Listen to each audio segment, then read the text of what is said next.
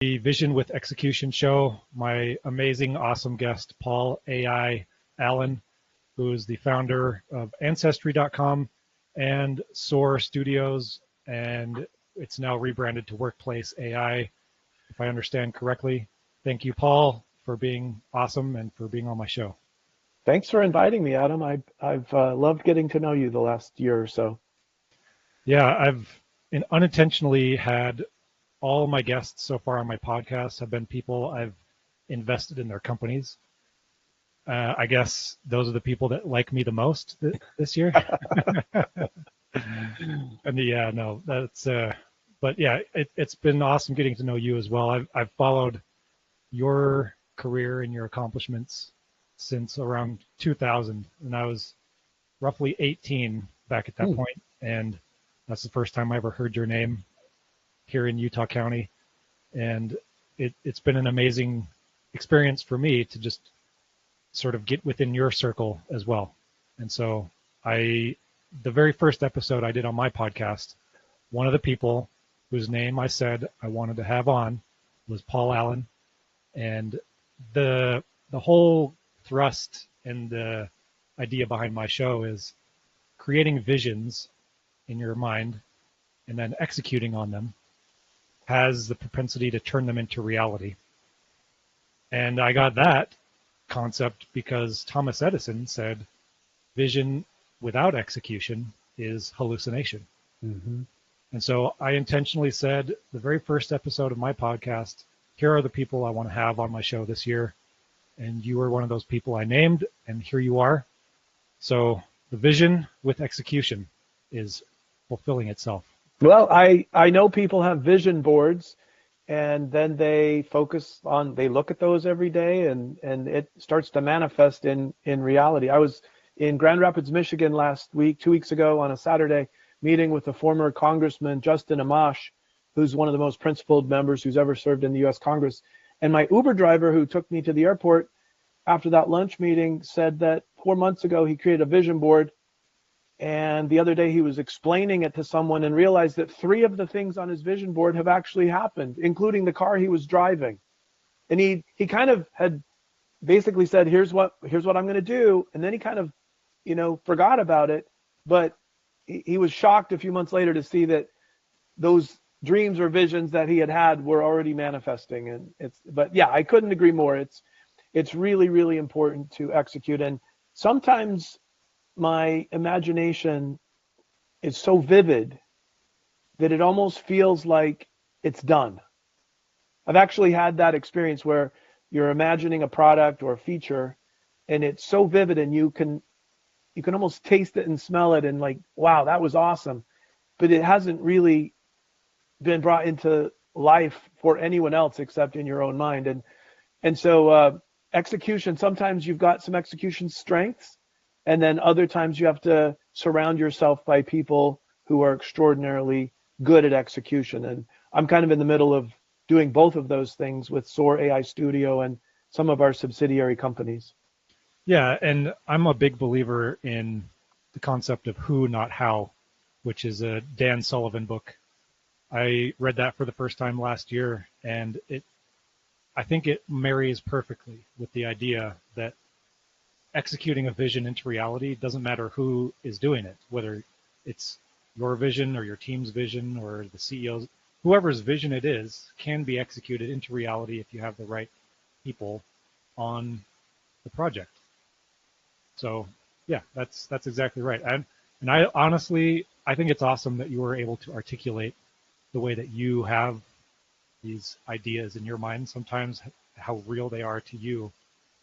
And I think one of the frustrations for smart people who are creating their visions like that is articulating them to everyone around them to help them see the vision for themselves and get them excited to execute on it.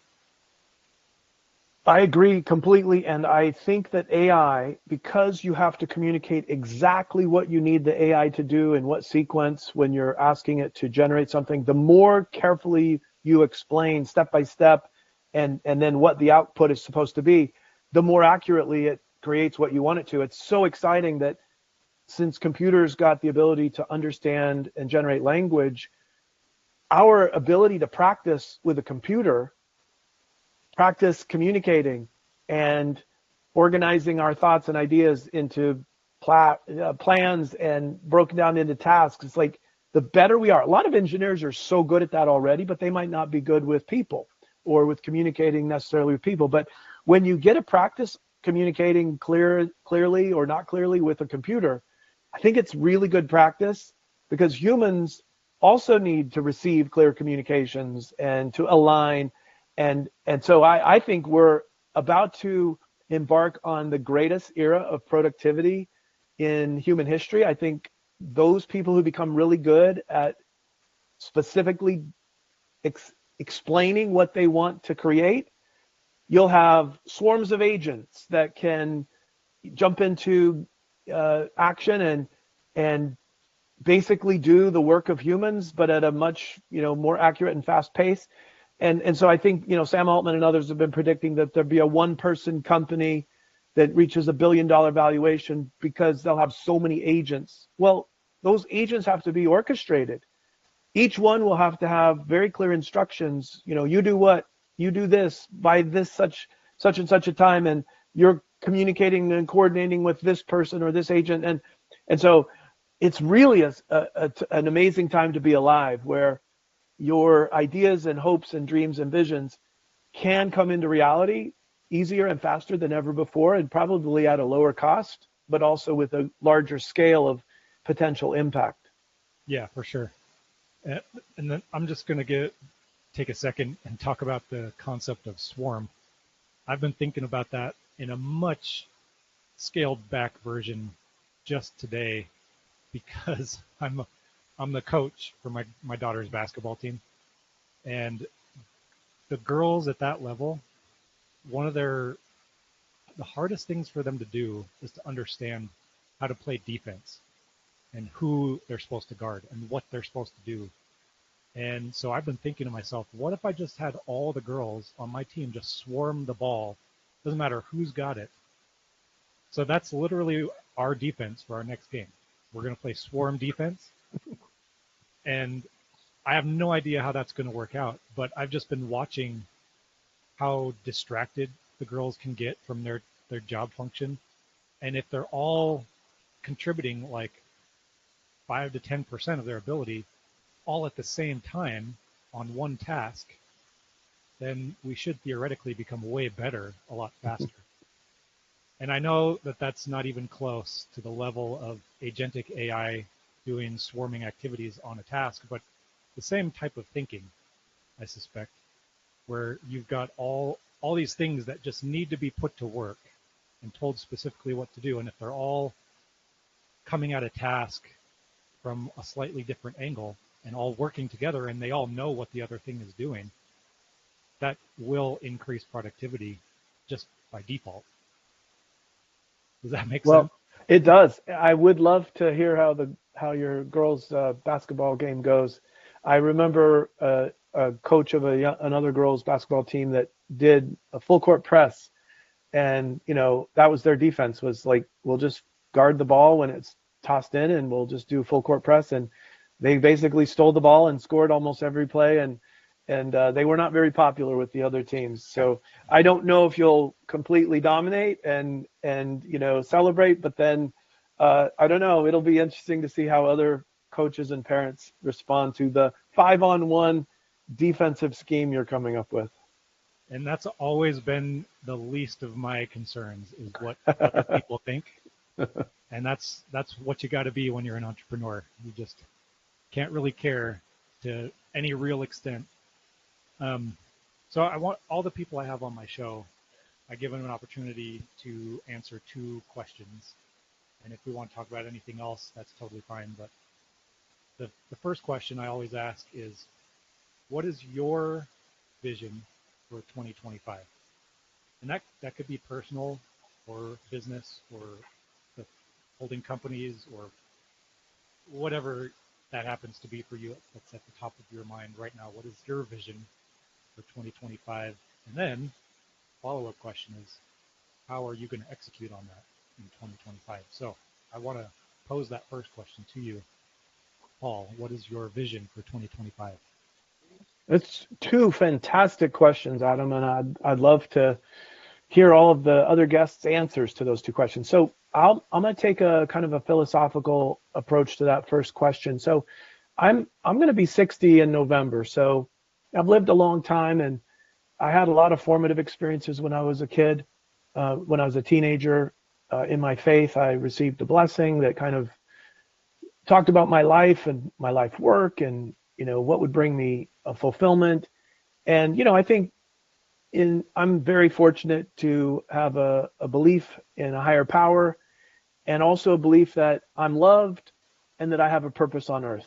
And so much of my personal scripture or my personal study over the past few decades is about, what can I do? What gifts do I have? What talents do I have? And how can I do good and serve others? And also, what is expected of me? So while I've started 8 companies and I love entrepreneurship, I've also had 8 kids, and now I have 5 grandkids and 1 on the way. And so my biggest goal in 2025 is really around my relationships with my wife, my kids, and my grandkids. And so I'll explain how I plan to execute on that this year. But for your audience, which is mostly around entrepreneurship, I've been crystallizing on a vision now for over 2 years of how the SOAR AI Studio can bring our AI technology to humanity at scale through a verticalization strategy. And so, there's work, and most of us spend 80 or 90,000 hours of our life at work. Well, how can SOAR AI help people thrive at work and learn to love their job and love the people they work with and work on projects that are meaningful to them personally? And so the vision that I have for 2025 in regards to work is to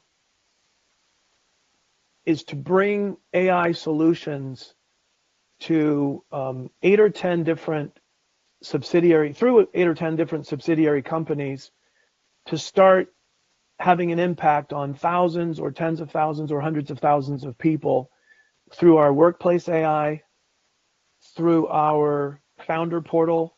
We have a startup scribe product that will help startup teams get better faster, have agents later this year that can take everything your customers are telling you they need in your customer development interviews, and AI can help build the roadmap and then write the code and then do the marketing and then do the sales and then do the support. So the AI products that everyone gets to be trying and using these days are phenomenally powerful. But what our vision is to create a system that one person or a team of people can use to kind of coordinate their interactions with AI and with their customers so that their productivity goes up and they create more value for more stakeholders. So the way that we will accomplish our vision this year of starting to have a meaningful impact with very large customer bases across a whole bunch of different sectors, not only enterprise-sized companies and startup-sized companies, but also our health portal will bring the AI solution to doctors and nurses and their patients. The legal portal will help lawyers and all the people that work in a law firm to up their game and become more efficient, more productive. And then we have our faith portal, our citizen portal, and our family portal, which are going to be creating very powerful tools to help you connect to your faith, connect to your family, connect to your government, and collaborate with other citizens so that you can be more involved in getting good government outcomes. And so the way to execute on a vision that is that broad is to hire amazing CEOs for each of these subsidiary companies, raise some seed capital for each one, maybe $500,000 or $1 million, and then form one or more partnerships with world-class brands who already have a huge customer base, but they're going to be disrupted by AI if they don't act quickly. And the SOAR AI platform, customized with their brand and to their customers' needs can be customized in a matter of days or weeks. So the way that SOAR will execute in so many verticals so quickly is by having the right leaders in each of those vertical companies. So I've hired one CEO, Chris Higbee. He started on October 1st as the CEO of Workplace AI. We have interviews happening right now for 3 more verticals, and we hope by the end of this year to have 8 people in the CEO seat with a great AI product, customized to the needs of a world-class brand. And as I said, to start reaching very large customer bases with the solution that starts with recording all your calls and meetings, transcribing every word spoken by every person in your company and that's interfacing with your company. And then AI starts to analyze what are their goals, what are their plans, how can AI help in executing on all of those plans. And so it's a recombinable, reusable set of tools that can be aimed at any market's needs. So that's the goal. Now, I probably should quantify how many total users we want by the end of the year. I do know that Citizen Portal wants millions of monthly users by the end of this year, and our growth is starting to extremely take off. We're doubling our user base every few weeks. We have some major distribution partners for Citizen Portal that are coming online, and we do believe that our hundreds of thousands of AI-generated articles per month can be made available to citizens wherever you go for news. And you don't have to come to citizenportal.ai. You can go to your local news website or a local radio station, and we have a free partnership with any news distributor to bring what's happening in your city, your county, your state, right to you wherever you get your news. And so I probably haven't quantified the goals for this year as much as I need to, but I do know that I want to hire the right people for each of these verticals, and by the end of the year have 8 CEOs running subsidiary companies. That's awesome. I've heard you talk about some of these concepts in different meetings and settings, and I love how you tied it all together. And I do know Chris, as you know, and I've sat in some of the investor meetings with the various portals, and Citizen Portal is one that is on a couple of levels interesting to me because of my experience in the news media. And I've talked with your team, and we've gone back and forth about ideas, and I've been connecting with a lot of syndication people lately myself. So I'm going to make it a point to try and see if I can make some connections within those industries for you. And I'm saying this out loud so that our AI note taker has it and gives me that action item. And so I'm excited for all this stuff that you're involved in. And one of the biggest difficulties for me in being an entrepreneur, like you mentioned at the beginning, is you have 8 kids. I've got 2. And I still struggle to make time to connect with the 2 of them. And I think about it every day. And I have also felt called, being a member of the same faith and being very concerned about bringing up and raising a generation of kids that can be even more responsible and more faithful to what they believe and know exactly who they are so that they can fulfill their potential on the earth. And I feel like that is my most important calling, is to raise up my own children with that belief and that faith. And it doesn't matter how much or how little money I make. That is the most important thing. And all of the people I've had on my show, some of them have not been members of our faith, but they all agree that being responsible for humans and raising a family within this world that we live in is so critical to the future of everything that we're doing. So I just I love how you started out by saying that, and I think your vision for SOAR AI Studios and subsidiaries, getting the CEOs locked in place, getting those partnerships in place with relevant partners, that all makes a ton of sense to me. And I love that it's not extremely complicated to describe either. It's definitely hard to put into practice. Just hiring a CEO, that's got to be brutal. And so I love everything that you've described, and I know all the people that are going to listen to it are going to understand exactly what you just described. So Hmm. this has been awesome. One thing I am grateful for is I worked at Gallup for 5 years, and I remember telling Jim Clifton, the chairman and CEO of Gallup, that he did something that I thought was one of the smartest business things I'd ever seen in my life. He had 24 senior scientists who worked for Gallup maybe 1 or 2 weeks out of the year, and he would pay them a small stipend.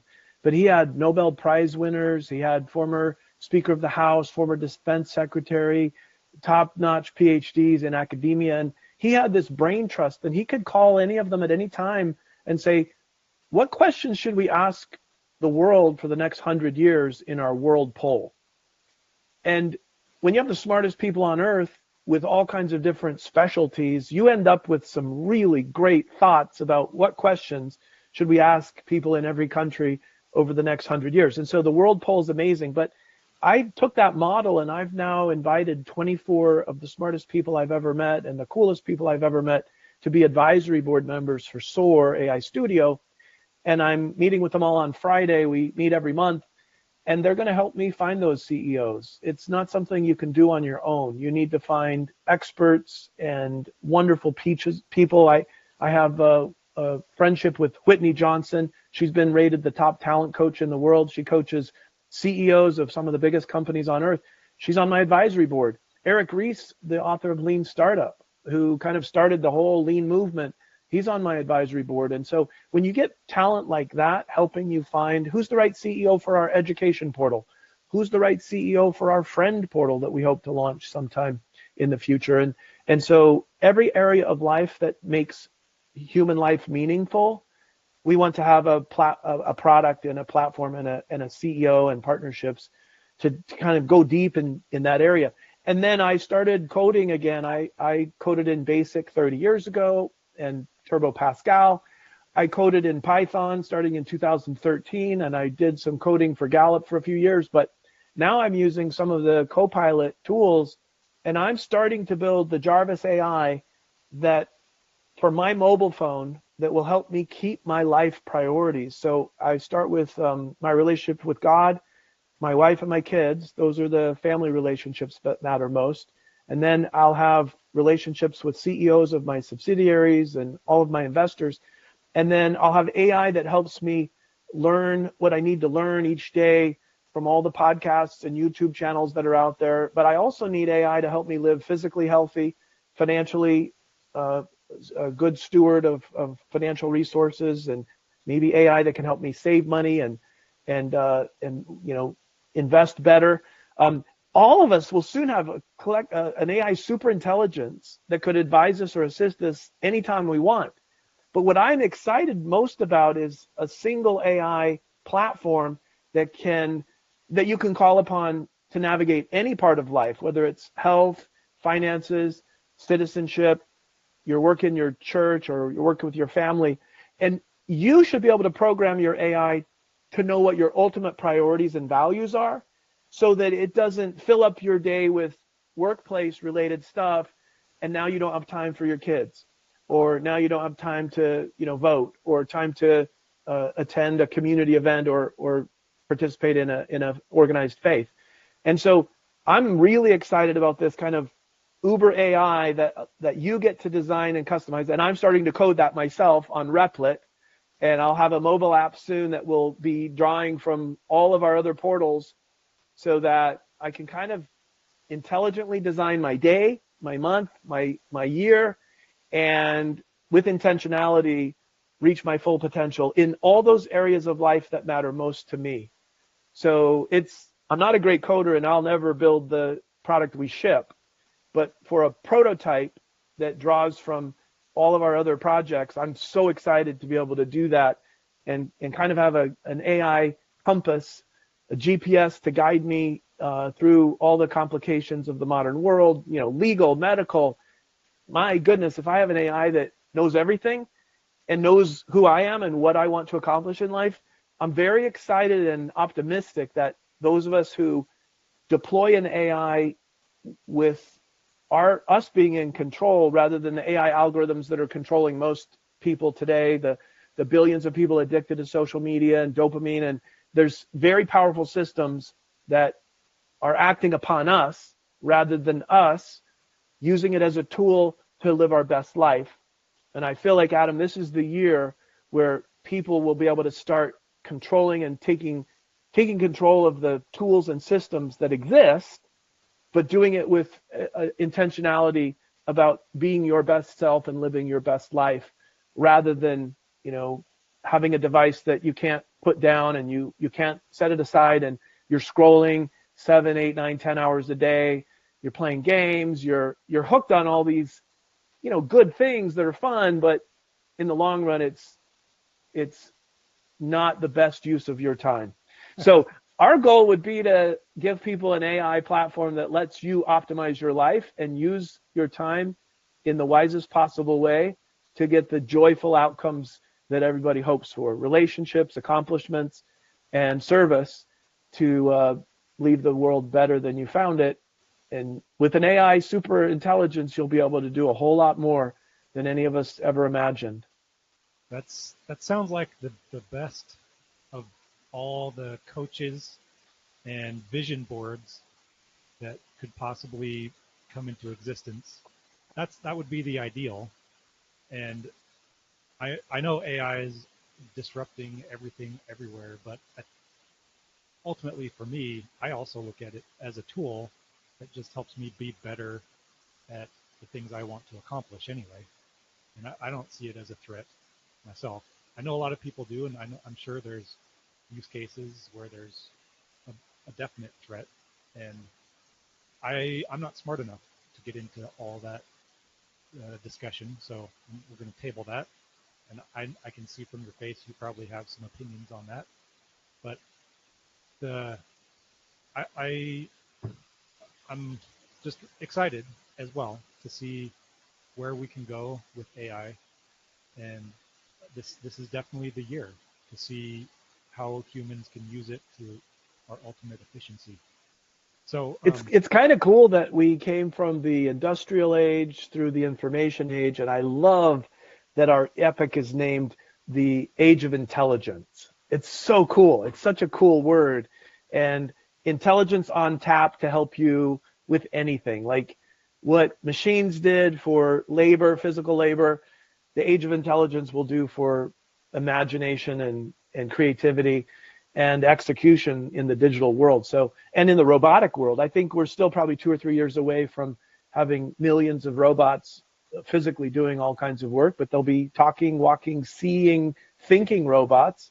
And, I'm not much of a gardener or a farmer, but I do have 22 acres in Missouri, and I hope I have an Optimus robot soon that will become my gardener and help me with fruit trees and pruning and taking. I love that. Yeah, exactly. Yeah, there are some really cool weeding robots and weeding tractors already that use lasers and stuff. So I feel like we're just approaching the Jetson era or the Wall-E era where robots and machines will be able to do so much, but we're getting very close this year. I think the age of intelligence is here, and we'll have much more ability than ever before to learn and apply what we learn in every field with the assistance of these incredible devices and machines. Yeah, totally agree. And it's super fun to talk about all this stuff and to make predictions and whatnot. And I wish we could just spend all day doing the talking, but we got to go and execute on this stuff. Pretty soon, if you talk well enough, the AI will listen and say, Adam, do you want me to go build this, this, and this that you just talked about? And you're like, yeah, when can you have it done? Oh, in 2 hours. We'll have like anyway, it's going to be cool that we will soon have the ability to speak things into existence in a way that's never been possible before. Yeah, and I can see that. I can see where we're going and how quickly that's on its way. So I'm gonna end our show, and then we can chat a little bit afterwards once I end everything. But this has been the Vision with Execution show. My guest, Paul AI Allen from the SOAR AI Studio. We connected because I'm an investor in one of his companies, and I've been following his career for as long as I've been following anyone's career, since I was about 18. So it's been cool to have you on. Thank you so much, Paul. Thanks, Adam.